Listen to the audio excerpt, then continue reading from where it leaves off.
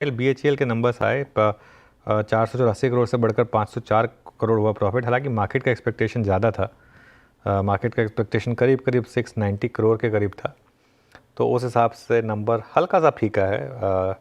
लेकिन BHEL के case में कई बार होता है कि एग्जीक्यूशन को लेकर क्या कमेंट्री आती है, ऑर्डर बुक कैसी रहती है, ऑर्डर इनफ्लो कैसा रहता है, उस चीज़ को लेकर काफ़ी कुछ डिपेंड करता है।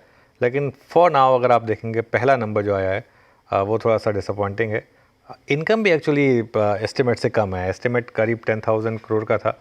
अगर ये कंसोलिडेटेड नंबर्स ही फ्लैश कर रहे हैं हम तो, और वो जो कंसोलिडेटेड एक्सपेक्टेशन थी वो 10,700 करोड़ के करीब की थी, तो उस हिसाब से थोड़ा सा हल्का सा नंबर जो है वो थोड़ा सा फीका दिखेगा का।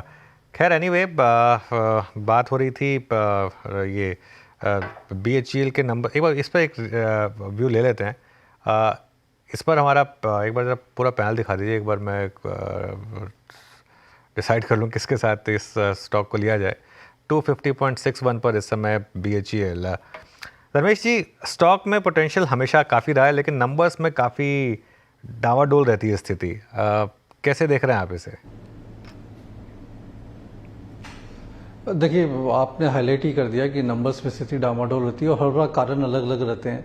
कभी इनके पास ये तो फाइनेंस कंपनी बन गई थी डिस्कॉम्स को, एक समय ऐसा हो गया था जब ये सिर्फ BTG सेगमेंट में काम करती थी, पावर जनरेशन के लिए इक्विपमेंट बनाती थी। बाद में फिर उन्होंने डाइवर्सिफाई भी किया और इनके पास सारी स्टोरियाँ हैं, चाहे वो EV बैटरीज हो, रिन्यूएबल एनर्जी हो, इस सारे क्षेत्र में काम कर रही है। बट एग्जीक्यूशन एक बड़ा कंसर्न रहा है और यहाँ पर कहीं ना कहीं एक इकलौती ये पब्लिक सेक्टर कंपनी है स्पेस में जो जैसा कि HL है, BEL है, उस हिसाब से कार्य नहीं कर पा रही है। तो मुझे लगता है कि ये आपको एक ट्रेड लेके खेलना पड़ेगा। इसको आप एक इन्वेस्टमेंट बेट कंटिन्यूटी में करंट मौजूदा भाव पे नहीं रख सकते हैं। और जब तक एक मैनेजमेंट में स्ट्रक्चरल चेंज नहीं देखने को मिलता, पॉजिटिव इनका कंसिस्टेंसी नहीं आती है एग्जीक्यूशन और नंबर्स में, तब तक के लिए ये अनुजी मेरे हिसाब से एक ट्रेड ज़्यादा है rather than wealth creation investment by. हालांकि कंपनी के अंदर जो पोटेंशियल है और जो ये क्षेत्र में काम करती है वो तो मल्टी ईयर पोटेंशियल है, वो मटेरियलाइज होता हुआ दिखता नहीं है। सो मेरे हिसाब से तो अवॉइड है फॉर इन्वेस्टमेंट पर्सपेक्टिव।